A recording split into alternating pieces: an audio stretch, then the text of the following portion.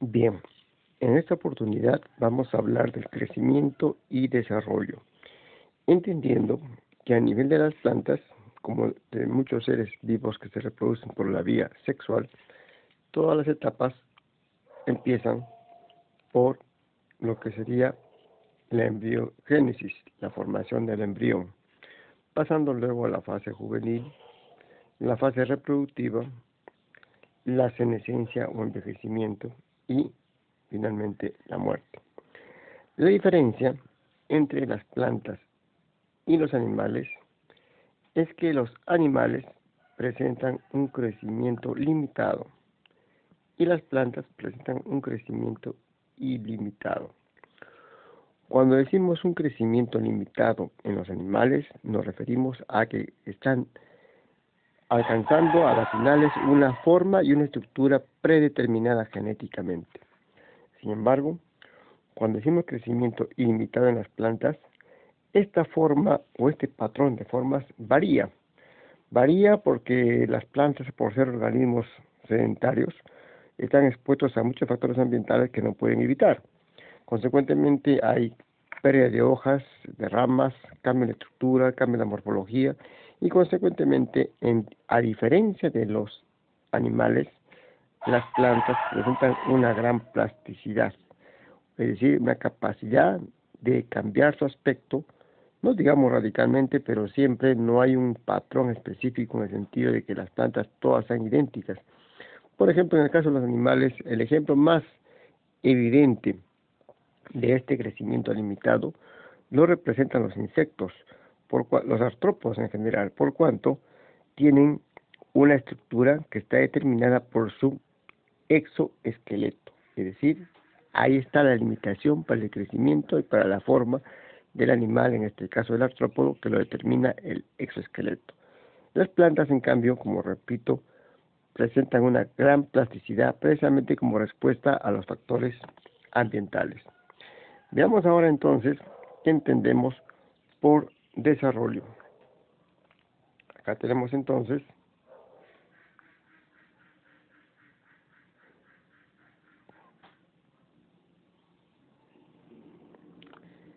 qué entendemos por desarrollo.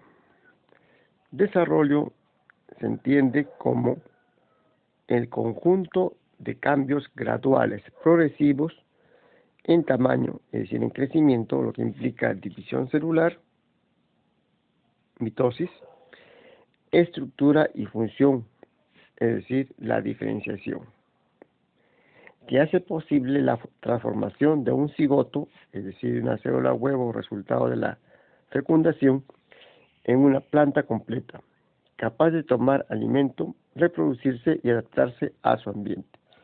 Entonces ya podemos entender nosotros que el desarrollo va a comprender, por un lado, el crecimiento y por otro lado, la diferenciación. Veamos entonces qué entendemos con estos conceptos de lo que es crecimiento y diferenciación. Pasamos acá. Acá tenemos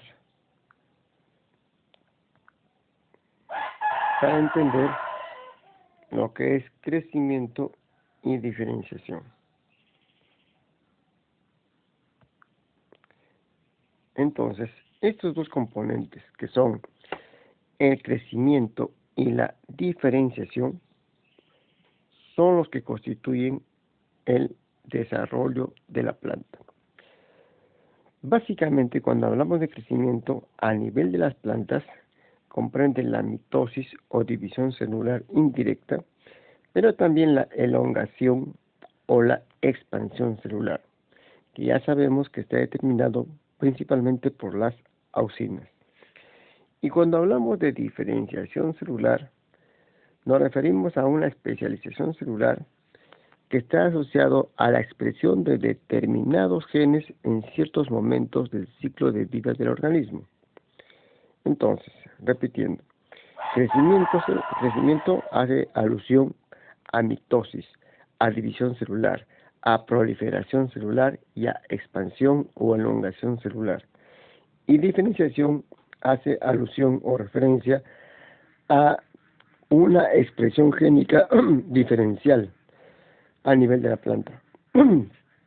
Por tanto, si lo hablamos en términos más amplios, podríamos decir que el desarrollo comprende el crecimiento, la diferenciación y la morfogénesis. Pero, ¿qué entendemos por morfogénesis? En realidad es una respuesta de la planta que integra y coordina el crecimiento y la diferenciación, que a nivel de las plantas está determinado principalmente por la exposición a la luz solar y es lo que se conoce como fotomorfogénesis, es decir, el desarrollo de la estructura de la planta en respuesta a la luz. Lógicamente, por ser un tema muy específico, es un tema aparte que lo veremos en otra clase, lo que corresponde a la fotomorfogénesis.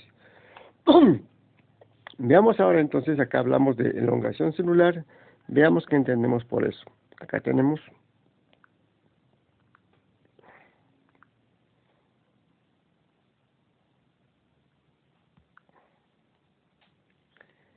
que la elongación celular determina el crecimiento.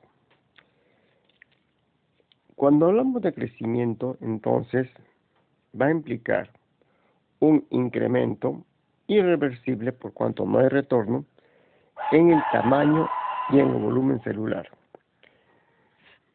donde participa la mitosis o división celular indirecta y la expansión o elongación celular. Si quisiéramos detallar más sobre estos dos procesos de división celular y expansión celular, tenemos que entender que esto se ha estudiado básicamente con plantas mutantes. ¿Y qué es una planta mutante? Una planta en la cual algún gen está silenciado o está ausente. Consecuentemente, las características asociadas a ese gen no se van a manifestar en la planta. Por ejemplo, las mutaciones en los genes diminuto 1, 6C y planta stunten, o sea, planta pequeña, planta chaparrada, presentan fenotipos, es decir, características cuantificables, observables, fenotipos enanos, debido a una reducción en el tamaño de las células. Entonces ya podemos pensar de que precisamente para que ocurra la división celular, uno de los factores que se requiere es que haya un incremento en el volumen celular previo, por cuanto la división celular es un reparto celular. Y cuando hablamos de expansión o elongación, tenemos que entender que trae por medio la polaridad y hay que ablandar, hay que poner laxa también la pared celular. Esto ya sabemos que acá intervienen las hormonas auxinas, los protones y también las especies reactivas de oxígeno. Y este cambio en la rigidez de la pared celular va a favorecer la presión de turgencia y la acción de las expansinas, lo que va a conllevar a que la célula se expanda, se alargue, lo que se conoce como expansión celular. Pero acá solamente vamos a recordar y reiterar de que a nivel del establecimiento de la polaridad en las plantas, hemos indicado que siempre están participando, por un lado, los iones calcio, también están participando las especies reactivas de oxígeno y también está participando el citoesqueleto. Entonces, siempre que hay un compromiso del calcio, ROS y citoesqueleto, es que está afectándose o comprometiéndose la polaridad a nivel de las plantas. Pero también hemos hablado de división celular, entonces haremos referencia a qué está pasando en una célula durante su existencia. Y acá lo tenemos en esta transparencia. Acá vemos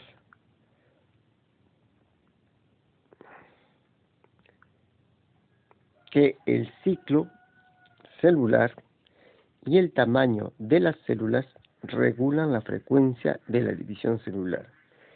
Cuando decimos y el tamaño de las células, tenemos que tener en cuenta de que las células, para que se puedan dividir, preferencialmente tienen que haber adquirido un volumen mayor.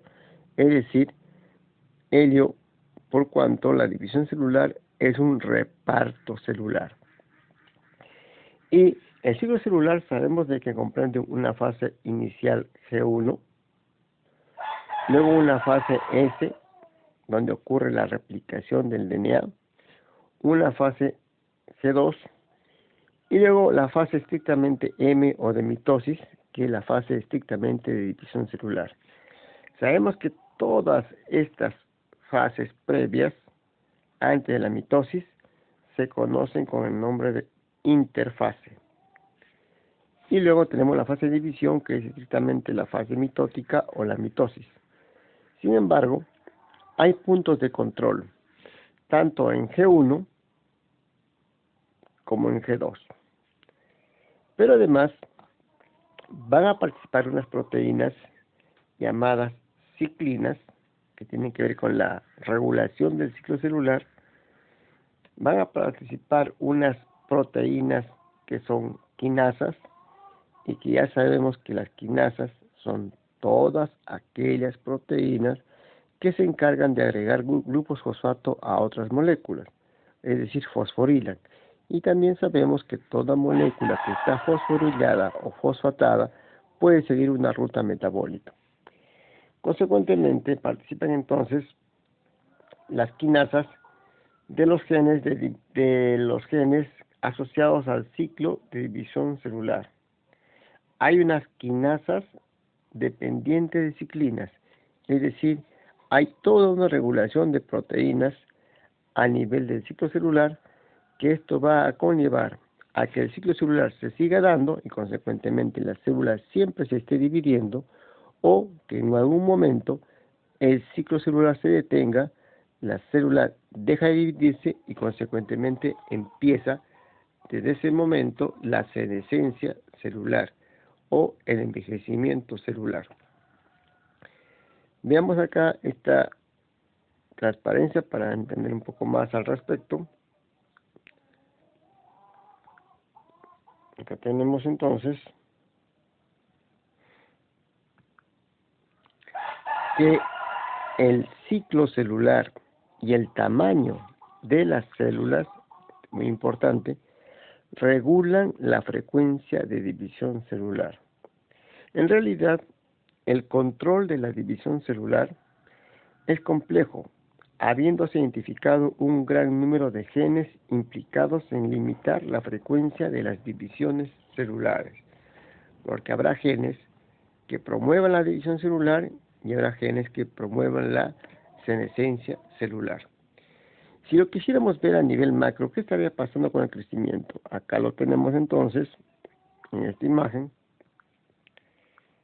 en la que observamos, acá tenemos una representación esquemática de las localizaciones del meristemo apical a nivel de la raíz y a nivel del tallo o del brote, y el cambium vascular, que es la zona precisamente que va a conllevar a la diferenciación luego de células.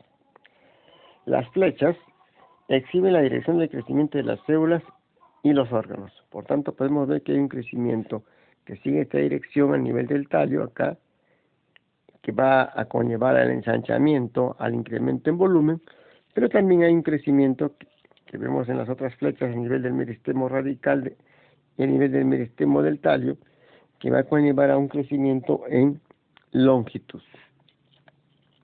Y esto a nivel de una semilla en germinación lo podemos observar acá. Veamos qué pasa entonces.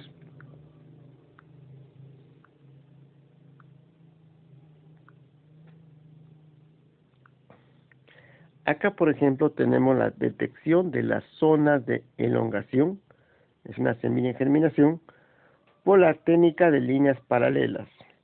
Las zonas A, B, C y D, inmediatamente debajo del ápice, se han elongado más, ¿no? Entonces hay un gradiente de elongación. Ustedes pueden ver que la zona G F y E han tenido una menor elongación o casi nada de elongación en comparación a las zonas A, B, C y D. ¿Y esto por qué, dirán ustedes? ¿Por qué hay una diferencia en la elongación? ¿Por qué no es uniforme? Precisamente porque también hay una diferenciación en la distribución de los niveles hormonales. Sabemos que las plantas son un sistema de compartimientos y los niveles hormonales no están homogéneamente distribuidos en toda la planta, lo que va a conllevar precisamente a un crecimiento diferencial más en los meristemos radicales y en los meristemos apicales que a nivel de los meristemos en las yemas. Entonces el esquema que tenemos acá en la siguiente gráfica, veamos.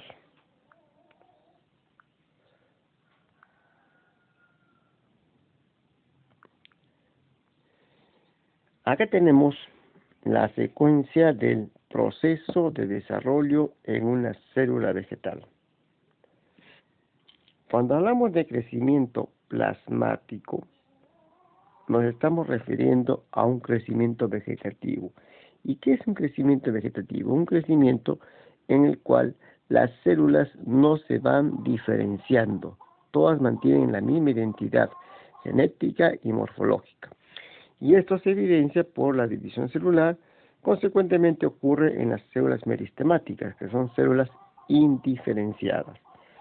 Pero luego ocurre una diferenciación celular, ¿no?, que tiene que ver con un cambio en la expresión génica. Habrá genes que van a contribuir a que las células se vayan precisamente, como su nombre lo dice, diferenciando, ¿no?, de las otras, y esto lleva a comprometer a la maduración, va a llevar a una célula madura, que luego, ya al no ocurrir división celular, va a comenzar a envejecer y concluirá en la muerte. Algo importante es de que en la etapa de crecimiento vegetativo o plasmático, hacia la etapa de diferenciación, ocurre precisamente la expansión celular o la elongación celular, que está bastante asociada a los niveles de auxinas. Por tanto, hablaremos un poco más ahora de la diferenciación celular. Pasamos a poner esto. Acá tenemos la diferenciación. Entonces, conduce a la especialización de las células. La diferenciación es un conjunto de cambios que hace posible la especialización celular. Y esta diferenciación va a depender de la expresión diferencial del material genético. Como indicaba, habrá genes que sean silenciados y habrá genes que sean activados. Ahora ustedes se preguntarán cómo algunos genes se silencian y cómo otros genes se activan.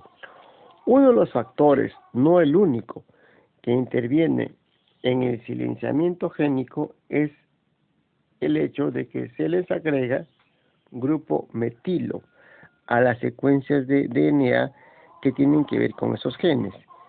Y cuando se agrega el grupo metilo por acción de unas enzimas llamadas metilasas, se produce precisamente la metilación de esa secuencia de DNA o de ese gen, lo que conlleva a un silenciamiento. ¿Y qué es un silenciamiento génico? Entonces, es la imposibilidad o la incapacidad de que el gen se exprese y consecuentemente produzca el polipéptido correspondiente.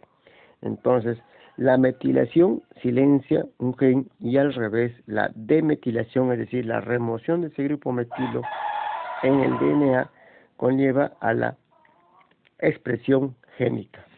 En resumen, la diferenciación entonces comprende ahora dos etapas que vamos a ver, que son la competencia y la determinación. Hemos hablado ahora de dos etapas que comprenden la diferenciación, competencia y determinación. Veamos qué significa cada una de ellas. Acá tenemos entonces la competencia y la determinación. La competencia a nivel celular es la capacidad de las células para reconocer señales, principalmente hormonales o de otra naturaleza, pueden ser por ejemplo la luz, la presión, la humedad, ¿cierto?, la gravedad, que activan una ruta particular de diferenciación. Es decir, en pocas palabras, es la capacidad de las células para reconocer señales ambientales o señales endógenas. Cuando hablamos de señales ambientales, son señales exógenas. Cuando hablamos de señales hormonales, son señales endógenas porque se originan en el propio individuo. Y luego la determinación. ¿Qué será la determinación? Es el compromiso a seguir un destino genéticamente programado. El estado de determinación conlleva la activación de un mecanismo de memoria que se mantiene aun cuando se alteren las condiciones que indujeron su adquisición. Se puede adquirir el estado de determinación mediante dos mecanismos. Por un lado, la división desigual de una célula polarizada.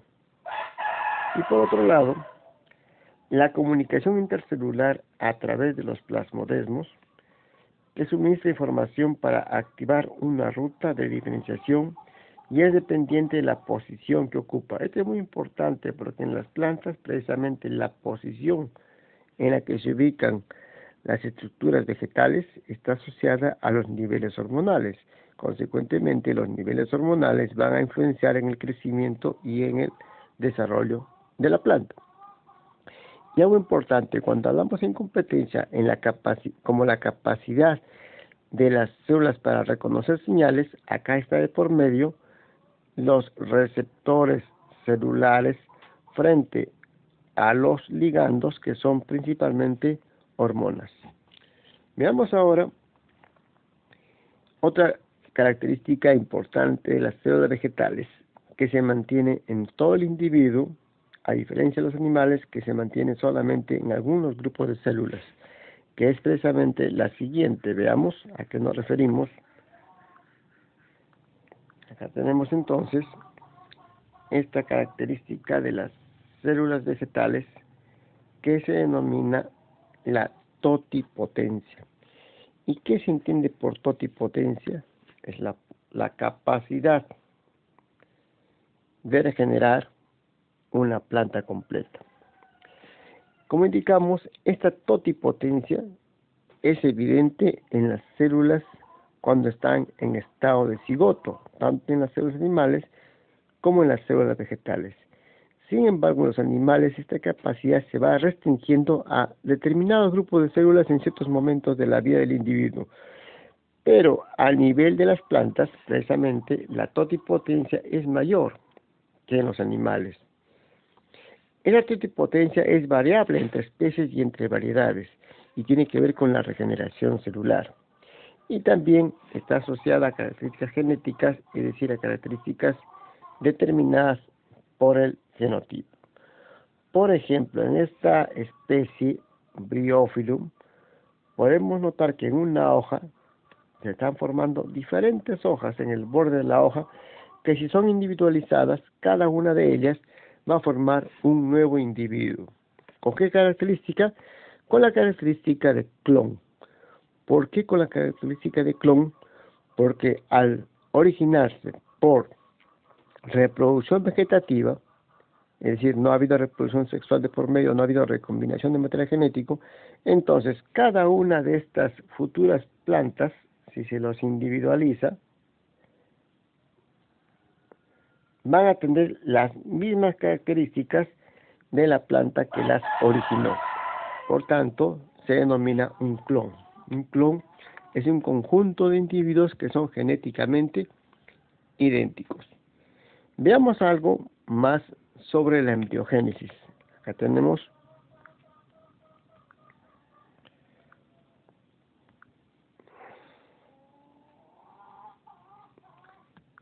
la formación del embrión, es decir, la embriogénesis, requiere la expresión de genes específicos.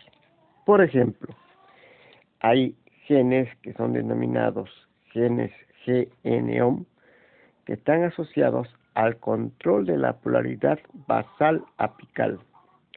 Hay genes monópteros que tienen que ver con el control de la formación de la raíz principal. hay genes denominados scarecrow que tienen que ver con el control del desarrollo del tejido fundamental. Hay genes hobbit que tienen que ver con el control del meristemo radical. Una cosa importante es con respecto a la germinación para poder nosotros inferir qué está pasando con la expresión génica. Por ejemplo, muchas semillas, cuando germinan, solamente desarrollan la parte aérea. Otras, solamente la parte radical. Y las otras, como se espera, haya un desarrollo tanto de la parte aérea como de la parte radical. Entonces, cuando uno vea, cuando siembra semillas, de que hay un desarrollo de la parte aérea, no se debe alegrar necesariamente, porque si no hay radícula, en realidad no hay una germinación completa, no es estrictamente germinación. Igualmente en este otro caso, donde solamente ha habido un desarrollo de la radícula, pero no ha habido un desarrollo de la parte aérea, estrictamente tampoco es germinación. Acá en el tercer caso sí es estrictamente germinación, porque hay un desarrollo tanto de la parte aérea como de la parte radicular en la semilla. Y esto podría estar asociado precisamente a la expresión de determinados genes que tienen que ver con la polaridad basal apical, con el control de la formación de la raíz principal, con el control del meristemo radical. Esto que he mencionado esquemáticamente se evidencia bastante cuando se hace germinar la Bertholletia essencia, la castaña. Pero hay algo importante que regula a nivel molecular el crecimiento y el desarrollo de las plantas, por cuanto indicamos que las plantas, a diferencia de los animales, no pueden evadir espacialmente los factores ambientales adversos. Consecuentemente, las plantas, si quisiéramos ser más estrictos, diríamos que han desarrollado mecanismos de inteligencia adaptativa para poder responder a efectos ambientales adversos. Pero que estas situaciones que llevan a una discordancia entre las demandas de la planta y la oferta ambiental, ya sabemos que conllevan a lo que se conoce como estrés. Veamos qué pasa en ese sentido. Acá lo tenemos.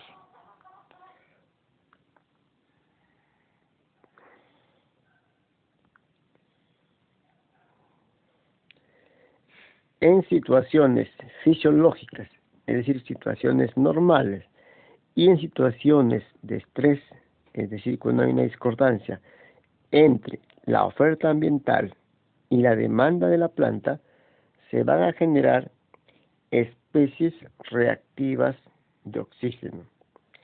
Las especies reactivas de oxígeno, conocidas como ROS, tienen efectos beneficiosos y efectos perjudiciales.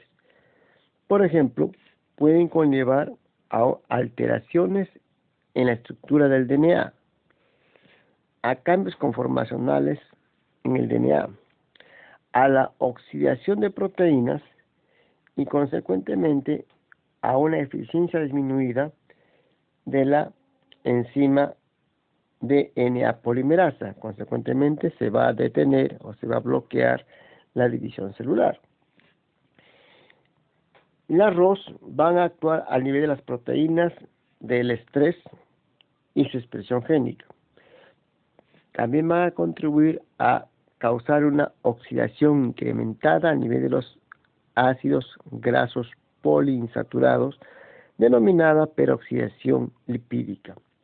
Pero, entre los efectos beneficiosos del arroz, van a participar en la transducción de señal, que tienen que ver precisamente con la división celular, con la regulación del crecimiento celular, con la diferenciación y muerte por mecanismos necróticos, es decir, una muerte provocada por factores externos, o por mecanismos apoptóticos, es decir, una muerte generada por la propia célula. Es como un suicidio, diríamos, la apoptosis.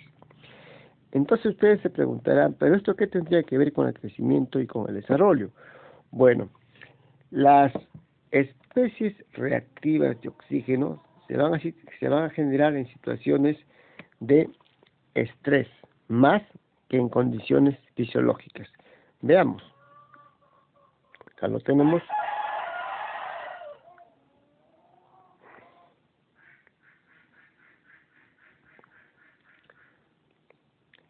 En condiciones favorables, en condiciones fisiológicas, los mecanismos que generan especies reactivas de oxígeno y los mecanismos que remueven las ROS se encuentran en un estado denominado estado de balance, es decir, homeostasis. Hay mecanismos que son sensores precisamente a ese balance redox, a ese balance entre los mecanismos prooxidantes y los mecanismos antioxidantes en la planta. Repito, cuando hablamos de un balance redox, nos referimos que hay precisamente un equilibrio entre los mecanismos prooxidantes que generan ROS y los mecanismos antioxidantes que remueven ROS, lo que va a conllevar a una detoxificación, es decir, a un ciclo de vida normal en la planta. Sin embargo, las plantas también pueden estar expuestas a condiciones desfavorables, precisamente porque falta agua, o porque hay exceso de agua, o por exceso de radiación solar, o porque hay ataque por patógenos, etcétera, etcétera. En condiciones desfavorables se incrementan los niveles de especies reactivas de oxígeno, porque la planta está estresada. Por tanto, los sensores para remover el exceso de ROS están activados, lo que puede llevar a dos condiciones probables. Una en la que otra vez se alcanza un balance redox, es decir, en el cual el mecanismo antioxidante de la planta con los mecanismos generadores de ROS están balanceados, hay un balance redox. Esto va a conllevar a un ciclo de vida normal en la planta. Sin embargo, si los mecanismos antioxidantes de la planta son menores que las ROS que se han generado en situaciones de estrés, esto va a conllevar a la senescencia y a la muerte celular. Y no nos olvidemos que un principal indicador de una planta estresada, como de todo organismo incluyendo los animales, es la detención en el crecimiento. Para concluir, ya veremos acá todos los factores que van a intervenir precisamente en el crecimiento y desarrollo de las plantas. Acá lo tenemos. En esta imagen podemos notar nosotros qué factores pueden intervenir a nivel del crecimiento y desarrollo de la planta. Tenemos por un lado los reguladores del crecimiento. Cuando hablamos a reguladores del crecimiento, estamos haciendo referencia específica a lo que serían compuestos sintéticos. A señales de desarrollo aún no conocidas, la temperatura, los factores bióticos como son los patógenos, es decir, hongos, bacterias, virus, las hormonas, la turgencia, que tiene que ver con la disponibilidad hídrica, señales eléctricas, péptidos, que tienen que ver, por ejemplo, con aquellos liberados por las rizobacterias promotoras de crecimiento vegetal. Todo ello va a conllevar a fragmentar la pared celular, a una tensión mecánica en la pared. Los minerales también pueden actuar en este caso, las lesiones o heridas. Todo ello va a afectar el tejido vegetal. También pueden participar los carbohidratos y aminoácidos y también, lógicamente, por qué no decir la luz. Todo ello va a conllevar a respuestas de qué tipo. A respuestas que se van a evidenciar en las siguientes manifestaciones: en un crecimiento celular alterado o en un metabolismo alterado. Por ejemplo, cambio en el flujo de iones, afectación en la regulación de vías metabólicas, afectación en la regulación de la expresión génica y cambios en el citoesqueleto. Entonces, son varios los factores que pueden intervenir, pero para concluir, lo pondremos mucho todavía a nivel macro, lo ponemos de la siguiente manera.